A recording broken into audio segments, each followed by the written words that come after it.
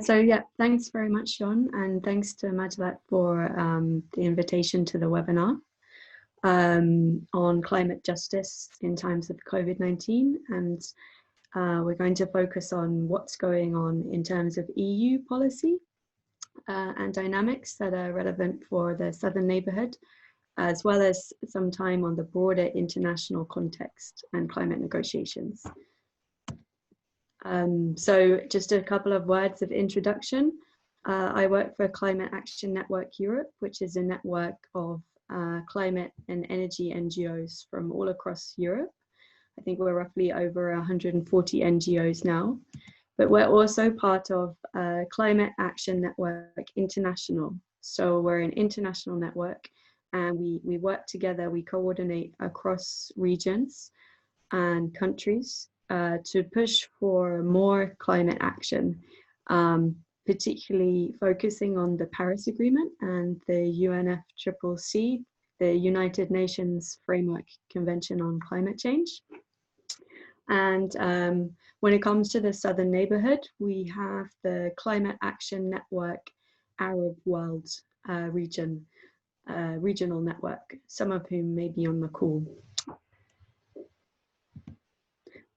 So in terms of today, the objectives for this webinar and discussion, it's going to have four sections, and the aim is to start quite broad and have a bit of a look at the general concept of climate justice. What does the Paris Climate Agreement, which UN parties have signed up to, say about climate justice? And then also, now that we're all in this new context and we're looking at recovering from the COVID-19 crisis, or starting to recover, I mean, a lot of us are we're still in it, recovery and economic recovery, what place does climate justice have there? The second section will have a look at that international level and what's impact COVID-19 is having on the international climate negotiations. And then the last two sections are more about the EU policies and frameworks, and what opportunities there are to think about climate justice in terms of policies for the Southern Neighbourhood. So what does the European Green Deal say? What funding is available? And then finally, how can civil society and NGOs influence the European Green Deal in the Southern Neighbourhood? So the first section, and I'll run through each section, and then we'll have time for questions and discussion after each section. So firstly, climate justice. You're all probably very familiar with the kind of the big picture in terms of what's going on with climate change. In the last roughly 250 years since the Industrial Revolution started in Western Europe, levels of carbon dioxide in the atmosphere have increased dramatically as compared to the last, up to a million years ago. And this is now putting increasing strain on our environment, on our ecosystems, and on our weather system, and is increasing the frequency of floods, storms, extreme weather events, as well as more slow onset disasters like droughts and desertification. But in terms of where the emissions are coming from, it's really not a very equal picture. If we look globally, you can see here a division of carbon dioxide emissions as per kind of continental area, and then also country, the smaller boxes.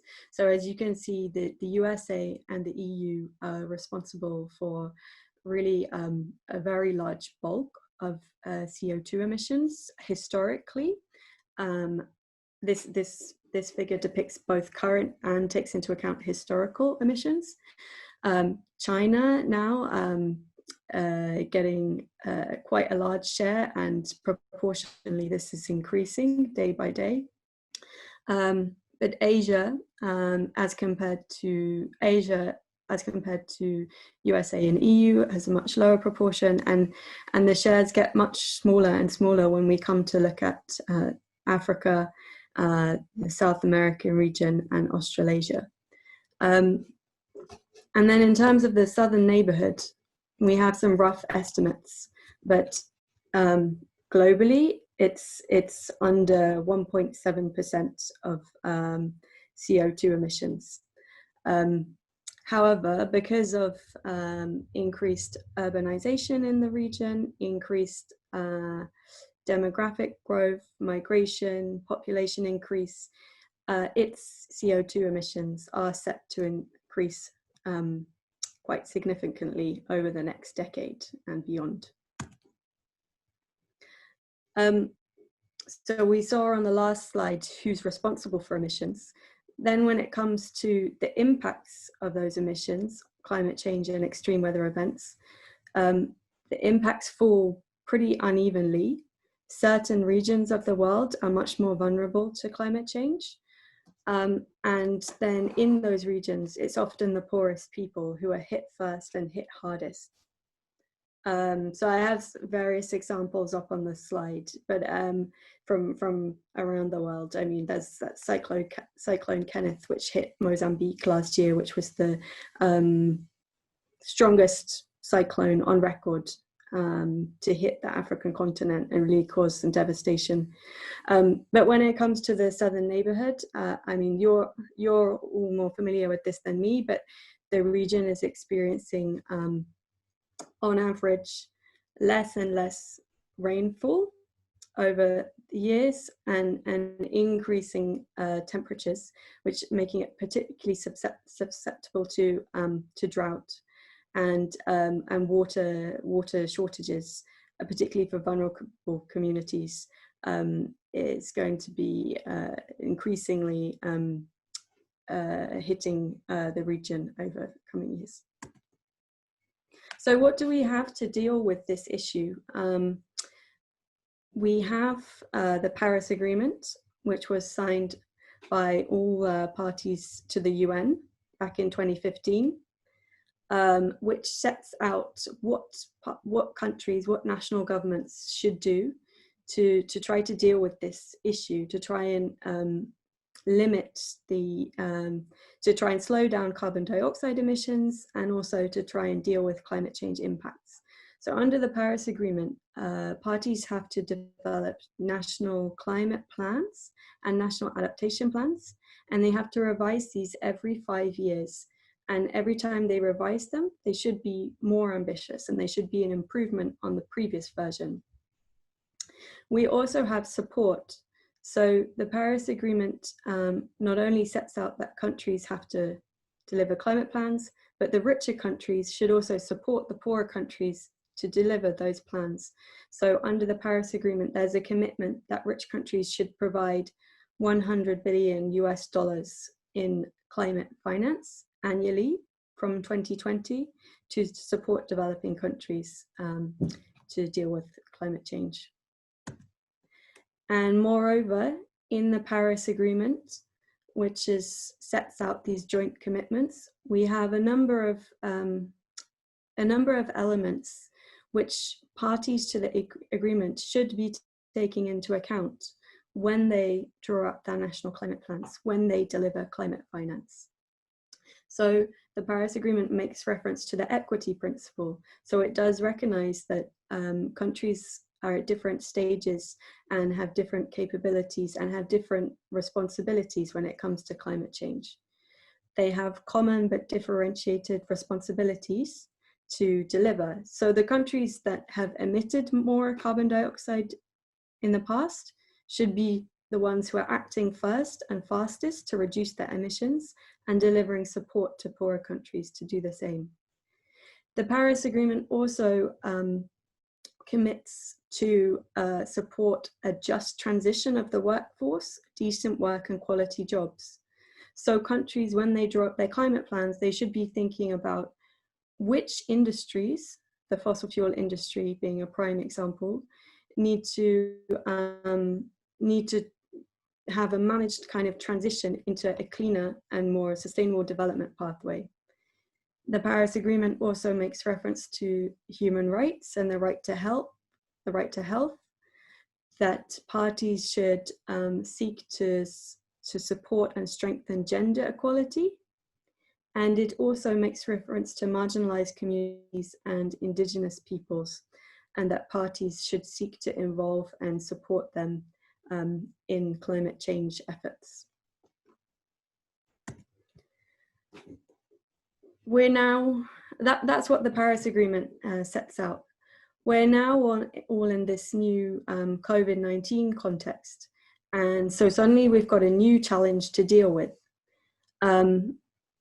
But I think it's useful to spend some time, and you might already have done so, thinking about what's going on with COVID-19, how it's impacting particular countries, how it's impacting vulnerable communities, and how that relates to climate change. So what we're seeing, for example, I'm thinking of some small islands in the Pacific, or for example, Kenya, East Africa, which was hit by very violent flooding in the past months, was that these countries were already in lockdown because of the COVID-19 crisis. And then they were hit by an extreme weather event, by the climate crisis. And this really compounded risks for these countries, but also what we saw is that it has particularly heightened impacts for women, for elderly people, for marginalized groups, for people living in poverty. Moreover, those countries who are vulnerable to the climate crisis are often highly indebted countries, because it's difficult for them to mobilize finance to deal with climate change, and it's getting more and more difficult, as well as historical reasons for debt levels, for a history of seeking loans, development finance from richer countries. And the COVID-19 crisis and the economic crisis is then also further increasing this indebtedness. So really, just to sum up, I mean, COVID-19 and the climate crisis, there are lots of parallels between the two, because both exacerbate particularly gender inequalities, socio-economic inequalities, so poverty, age and ability, and they're compounding risks for the poorest and the most vulnerable. But we do have a framework to deal with both of these crises. I mean, we're hearing lots of new ideas floating around when it comes to building back better from the COVID-19 crisis. But we do already have the Sustainable Development Goals, which offer us a well-known and tested set of policies for tackling inequalities, for reaching the furthest behind. And so I think go some way to offering us a good framework for dealing with the climate justice, delivering on climate justice in response to the COVID-19 crisis. So that was a first little introduction. A lot of the content may have been familiar to you already, but always good to start with a bit of a refresher, I think, on the Paris Agreement. And now I would open out to see if anyone firstly has any questions, and then also to hear from you some comments on what your idea of climate justice is. Is there something missing from what we've gone through? Do you work with the Sustainable Development Goals already? And how do you think that we can tackle the COVID-19 crisis and the climate crisis together? So firstly, if anyone has any questions, please go ahead. So the next section is with regard to the international climate negotiations and an update on where we are this year, 2020. So 2020 was due to be a really important year for the Paris Agreement and the UNFCCC, because this year countries were meant to be revising and updating their climate plans, and also it's the deadline for this $100 billion goal. So this is a year where we're meant to see richer countries scaling up their climate finance to ensure that commitment is met. However, because of COVID-19, COP26, the next meeting of the UN parties to the Framework Convention on Climate Change, has been postponed by a whole year to November 2021. And instead, international attention on the international scene has turned to recovery. We're seeing more focus on fora like the G20, which is, of course, dominated by rich country interests, and also in terms of the EU side, we're seeing more focus shifting to the role of multilateral development banks and development finance institutions to supporting recovery in developing countries. So 2020 is this really important year because the climate plans are meant to be updated. Where are we now? Well, at the moment, if we took all the climate plans that countries had so far put together, and they put these together in 2015 and 2016 when the Paris Agreement was first signed, they're not enough to limit global warming to where it should be.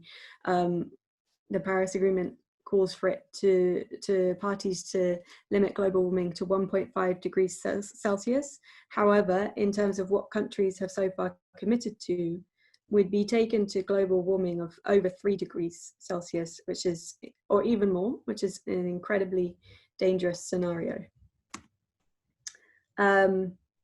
This year, as mentioned, all countries are meant to be updating their climate plans to bring us into a safer limit of temperature rise. However, as you can see on this chart, so far we have very few countries who've actually come forward. Chile and Norway submitted a new climate target, as well as Andorra, Moldova, Suriname, Marshall Islands, Rwanda, all very, very small countries.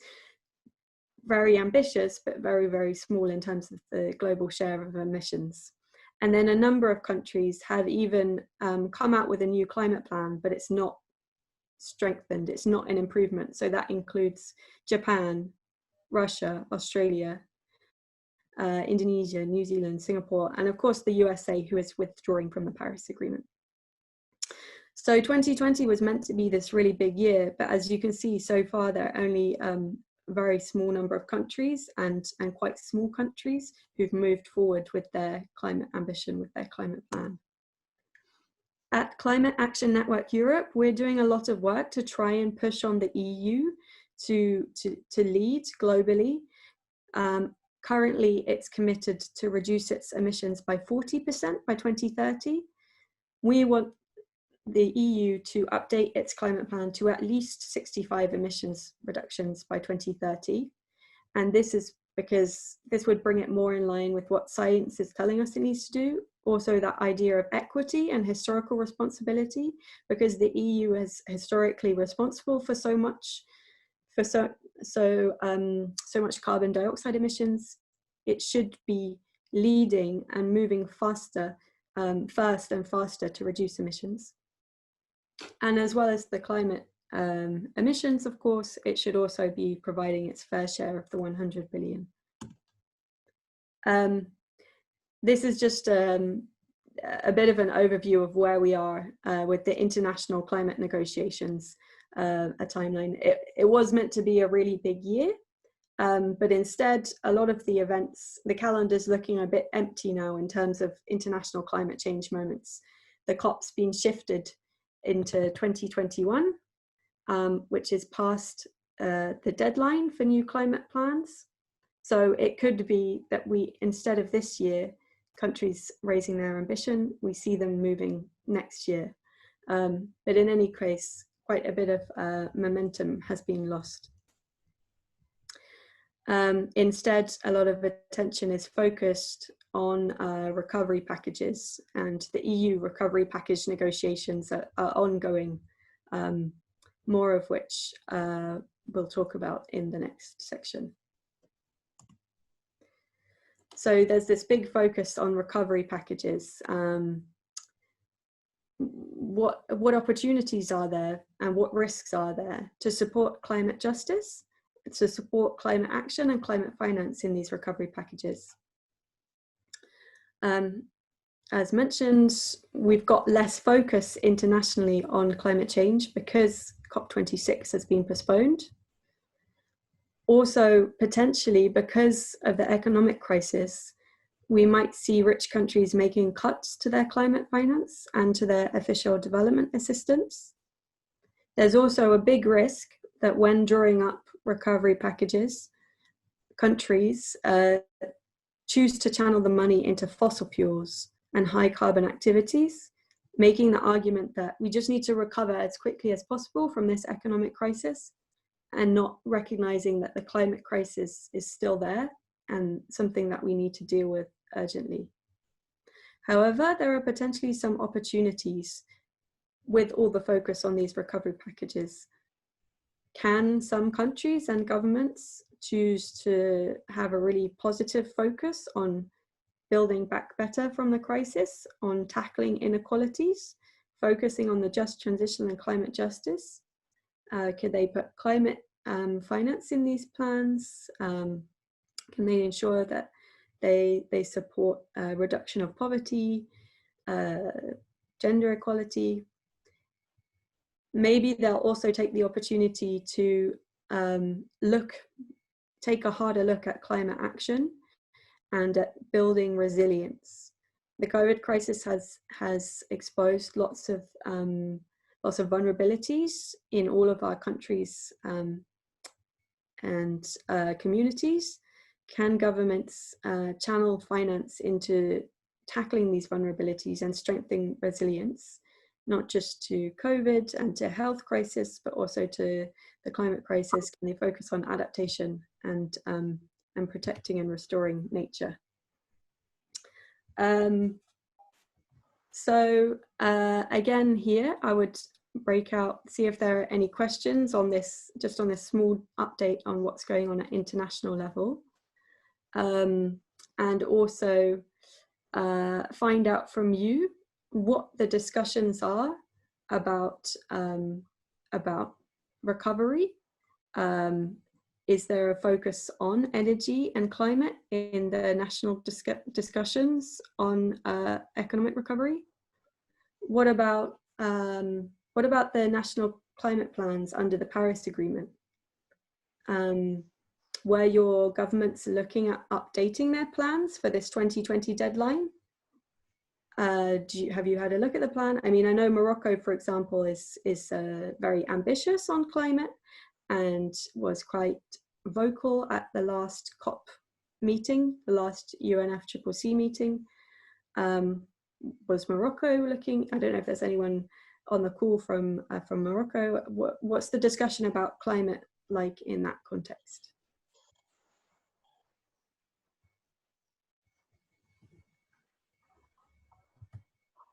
So the second half, the last two sections of this webinar workshop are about the European Union's policies and funding programs. An update on what's happening with the EU budget and the funding available for the Southern Neighbourhood, and then also what you as civil society can do to shape and to feed into the funding programs.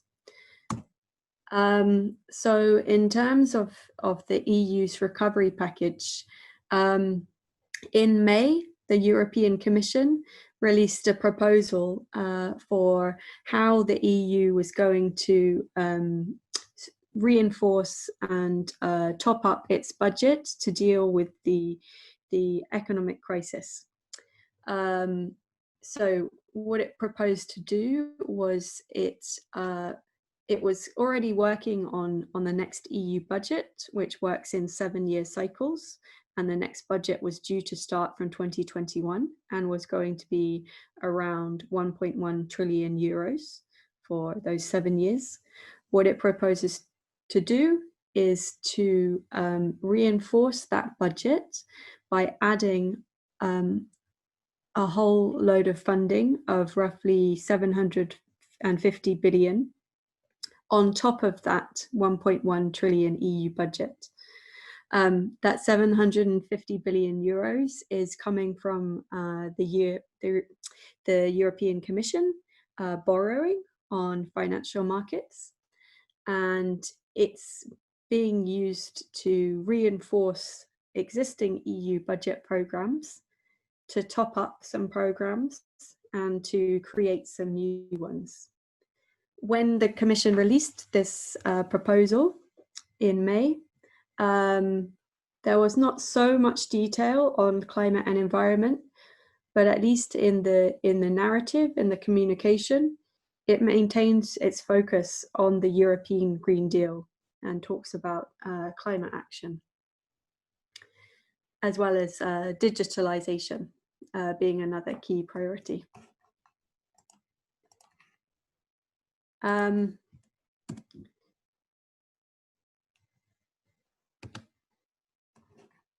For some reason, my slide is not moving. Oh, there we go. So that extra 750 billion euros, which is being used to reinforce the EU budget. Here is a diagram of where that money is going. So the vast majority of it goes to the domestic programs within the European Union. That big blue box is to support regions within member states and member states at national level to support recovery from the crisis, invest in infrastructure. Then there was a big boost for agriculture and also for something called the Just Transition Fund within Europe, some more money for research and innovation, to support corporations. And then this green box that you can see is the extra money, which is to go to countries outside the EU.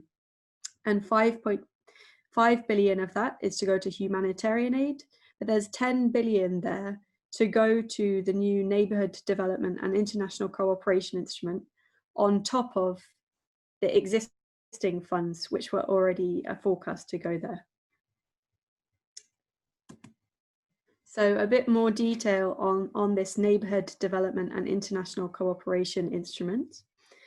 It was already proposed that it would be roughly kind of 86 to 89 billion euros from 2021 to 27. So this is an extra 10.5 billion on top of that. The numbers might look a bit different because there's some variation in which year price we use. So some of the numbers come from 2018 and have changed a bit now that we're in 2020. But anyway, this extra 10.5 billion will go to the new Neighbourhood Development and International Cooperation Instrument on top of other funds. But it will, the Commission has proposed that it will be used exclusively for something called the External Action Guarantee. So that's not the grants-based finance that goes through the main body of the instrument, but it's a guarantee which is to underwrite the operation of banks, of multilateral development banks, of the EIB, of development finance institutions. And the aim is really to stimulate private sector development. And this external action guarantee really favors not the poorest countries. It favors more lower middle income countries, and there's very little evidence to show that it's supporting the really small scale actors. It favors more bigger projects, bigger actors and corporations. So there's extra money there, but it's not necessarily going where we would want it to go to. This is a bit of a summary in more detail, a breakdown of where the money goes to. Firstly, in terms of geographies, so the Neighbourhood Development and International Cooperation Instrument is organised between geographies, countries and regions, and then there's also some thematic programmes. So some specific programming of funds which is organised by the European Commission on human rights and democracy, on supporting civil society, on stability and peace, and on global challenges, including climate change. But as you can see on the left-hand side of this table, the real bulk of the money is going through these geographic programs. And here you can see the breakdown. I would say roughly a third of that is going to the neighborhood region, and then roughly half to sub-Saharan Africa, and then, as you can see smaller amounts to Asia and Pacific, and smaller amounts to the Americas and the Caribbean. But all of these numbers are still under negotiation by the European Commission, the European Council and the European Parliament. The instrument has not been finalised yet, but this just gives you a bit of an idea of the levels of funding going to different regions, different geographies, and then to different themes. So there's 22 billion roughly for the neighbourhood. And I don't know, but I guess maybe half of that to the southern neighbourhood over the 7-year budget cycle. On top of that, there's now this extra money from the recovery package that we mentioned, this 10.5 billion. So that will be also allocated somehow into this split between the geographic and thematic programmes. So here I just have a bit of an overview, a summary of what this new instrument is looking like. Still under negotiation, but we can start to draw out some key elements, its priorities, its shape, and what it will look like. So on the positive side, as I said, the European Green Deal has been listed as a key priority. There was also a commitment by the Commission that the funding should do no harm, but less detail on what that means necessarily. We know that there will be certain targets governing the spending of the money. So at Climate Action Network Europe, we were calling for 50% of the funds to contribute to climate environment. It looks like that the EU institutions will decide that at least 25% of the funding should go to climate objectives, that 85% of projects and programs receiving funding should be looking at gender and contributing to gender equality in some way, and that also 20% of the funding should be contributing to human development and social inclusion. We also can see in the legislation that the funding should support countries' national climate plans. So that's another positive. Civil society have some specific chunks of money available for them, but they can also engage in consultations and dialogue to decide how the money is spent. And I'll give some more information on that shortly. There's this large amount of funding going into a guarantee to benefit banks and development finance institutions. That's not necessarily a positive, but we know that the European Investment Bank will have a big role there. And we also know that the European Investment Bank is pretty ambitious when it comes to climate spending and climate targets. On the downside, it looks like in the legislation that the opportunity will still be open for fossil fuels and, well, namely fossil gas, to be eligible for funding, gas infrastructure projects. Another downside, another negative, is that, as mentioned, a lot of money will be going into this guarantee and blending facilities, something that's called the European Fund for Sustainable Development Plus. So these are the financing modalities, tools which are aimed at stimulating the private sector development. That's, you know, it has its place, but we'd like to see more grants-based money. And we'd also like to see more effort that funding reach the smallest actors. Another key issue is that there's this new piece of legislation for the instrument, for the Neighbourhood Development and International Cooperation Instrument, but it also, and that has a climate target, but it also still has to deliver on European neighbourhood policy. And the European neighbourhood policy has 4 main priorities, which include economic development, security, migration, but does not have such a focus on climate and environment or social justice. And another weakness of the instrument is that it's again going to reinforce a focus on migration and has a targeted approach. Probably 10% of funds will have to contribute to migration management. Here I've just summarized what the climate target for the instrument will deliver on. You might be familiar with these concepts, but it's to deliver on mitigation activities and adaptation activities. And I've just put some definitions there, which could be helpful when you come to look at engaging on this and engaging with the EU institutions later on. Aside from funding mitigation activities and adaptation activities, it's also really important that the new instrument ensures that all projects are climate proof.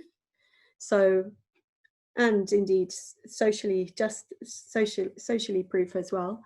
So this would mean that when it comes to funding projects and programs, there should be an assessment of what will be the climate change impacts on that project or program over its whole lifetime.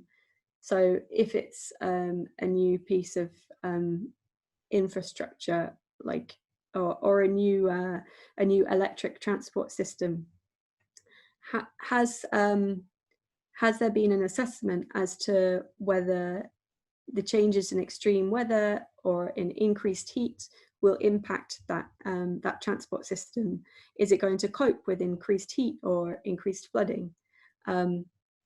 And what can we do to make sure that it's resilient to those impacts?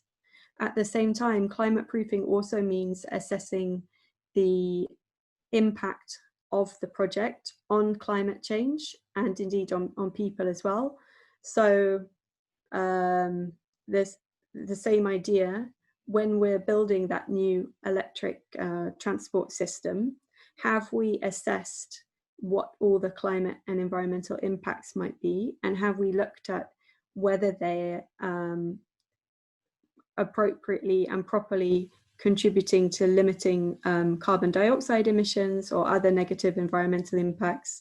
Has there been an assessment as to whether the transport system will be fair and accessible to people?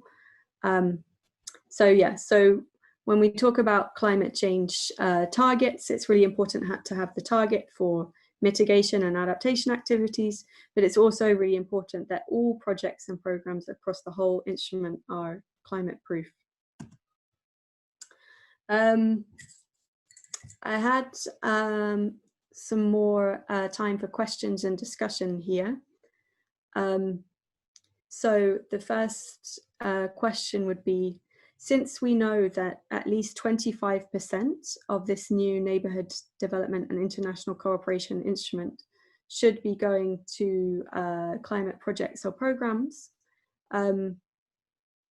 what are the climate justice challenges in your countries and regions? So we've already heard a bit from people on the call so far about agriculture, some particular challenges of small-scale farmers, water access, another issue that's been highlighted by someone. So then can you start to think about ideas of projects or programs that EU funding could support to tackle these issues? Are there ways of developing projects and programs which deal with multiple issues at the same time? So maybe you want to address the issue of climate resilient agriculture. How can we make sure that that also delivers on social justice, that it supports gender equalities, and what about issues that have been raised like ancestral knowledge and human development?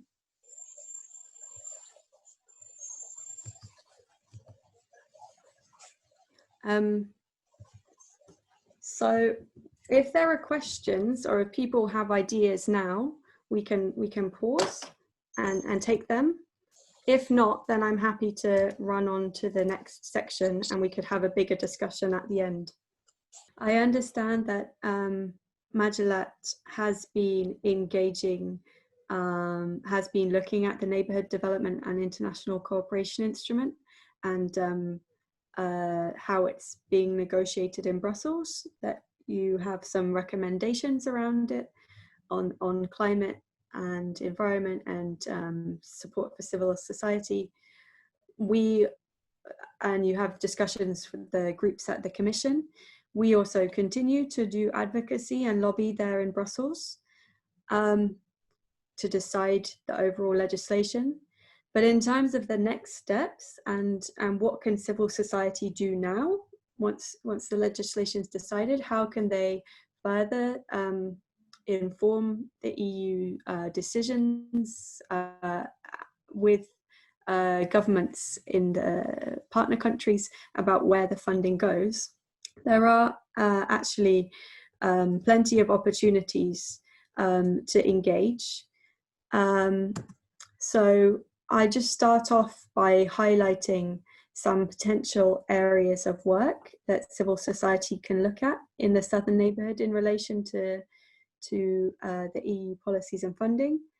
Firstly, when it comes to programming the Neighbourhood Development and International Cooperation Instrument, that's going to happen in countries, in your countries with EU delegations who are going to or should be consulting with civil society as well as with other actors, governments, to decide the next round of funding from 2021. So there's some work to do to engage there. And then when it comes to the actual commencement of the projects, all these projects and programs should be climate proof and socially just. And again, I mean, in a lot of places there should be environmental impact and climate impact assessments, and civil society should be given a role to inform those assessments and to give a view and to scrutinize them. There's also plenty to do in scrutinizing the projects and programs, particularly which are supported through this guarantee and the European Fund for Sustainable Development Plus. So this guarantee which supports the activities of the EIB, the EBRD and other finance institutions. There should be proper human rights due diligence requirements and grievance mechanisms for civil society or other affected communities to use when these projects and programs are supported. So there's a scrutiny role there for civil society. And then another couple of areas of future work to look at are, well, there's the Neighbourhood Development and International Cooperation Instrument, but of course there's also the European Neighbourhood Policy, which kind of sets out the framework for cooperation between the EU and the neighbourhood. And this has, there's the policy as a whole, but there's also underneath that country level, what are called association agendas for countries in the southern neighbourhood. So those should be being revised. The European Neighbourhood Policy, which was developed in 2015, does not really, it doesn't have climate and environment as a priority. It talks a lot about security, peace, economic development, migration. So it would be really important to try and look at what opportunities there are to push for climate and climate cooperation to be a priority there. And then another area to look at is EU delegations in your countries. So these EU delegations, as I said, will be deciding, will be organising the programming of the EU funds with different stakeholders. Civil society should be key. They also have to engage on other issues such as human rights, country strategies, and gender action plans. So there's an opportunity when you approach EU delegations to talk about the programming of the EU funds, to also talk to them about what they're doing more broadly to interact with civil society. They should have roadmaps, plans, strategies. They should have strategies on human rights. What do they look like? Are they paying enough attention to climate justice? Does climate even feature? So that's something to keep in mind. So that's a list of things there, which potentially the Majalak Consortium could take forward. But I'll just go into more detail on the first one. So that is civil society engaging in the programming of the Neighbourhood Development and International Cooperation Instrument. And I'll just give you a bit of a who, when, and how to do that. So the legislation is still being decided in Brussels, but already EU delegations in partner countries are starting to draw up the plans for how that funding will be programmed. I mean, the European Commission has said that amongst its priorities, European Green Deal should be a priority, but it's not necessarily going to feed through.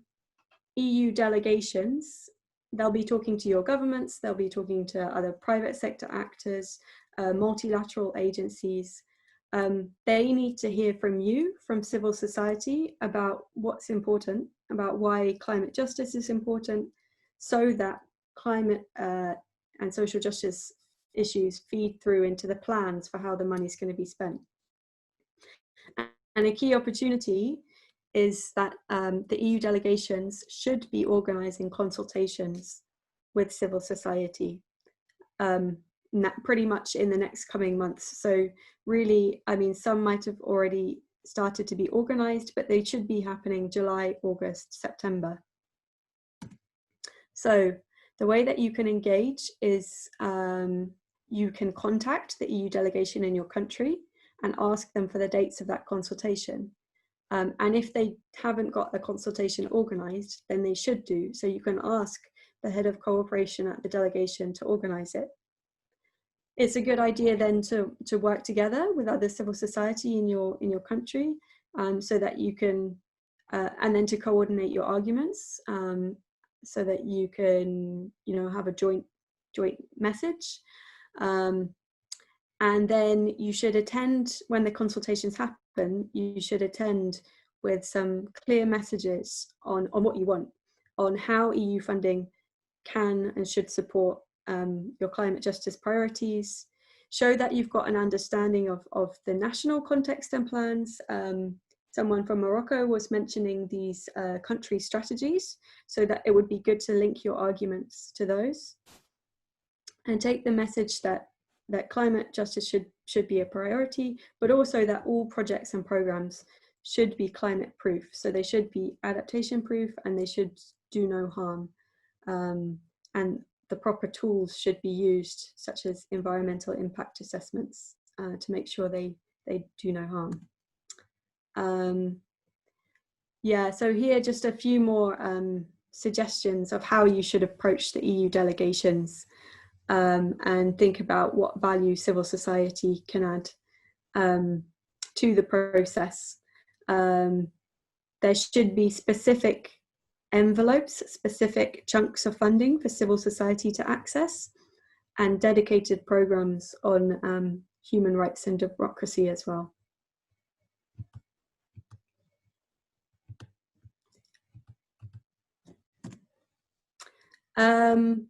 So yeah, finally, I don't think we'll have a time to go into this, but what I've given you here at the end is a set of steps and some links to the websites to give you some guidance on how to find your EU delegation if you haven't contacted them already.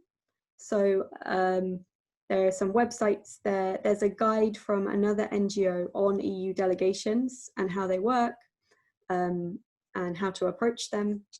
And then also the link to the EU delegations in the region.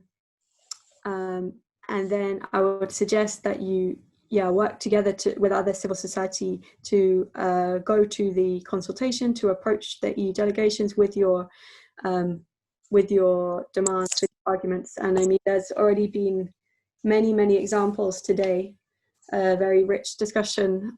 Agriculture, water really came through as sectors, but also the need to make that connection between climate justice and social justice. And so for that, I think showing a really good understanding of your national context, and then any sustainable development goal plans or other national climate and adaptation plans would be very useful. So yeah, that's it from my side.